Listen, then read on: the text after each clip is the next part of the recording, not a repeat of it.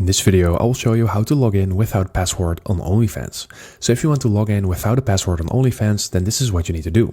So first of all, open up your OnlyFans app or go to the browser and log in with your account. And then from there, go to the profile tab all the way at the bottom right.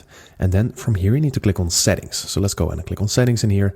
And then we need to click on account. And once you are in account, you're going to scroll down and then you're going to click on this option, passwordless sign in. So let's go ahead and click on that. And from here, you see that you need to add a device to passwordless sign in. And you can only do this if you have a compatible device.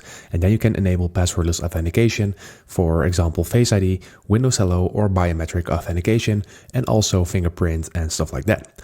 So if you want to log in without a password, click on add a device to passwordless sign in here. And from here, you need to give your device a name. So just go and fill something in. Then I'm going to fill in something like this and I'm going to click on save. And right now you will probably see an option to enable Face ID or password or fingerprint, just depending on which device you're on. And in here you just need to click on enable. And once you do that, you will need to verify this with your Face ID or with your passcode or your fingerprint.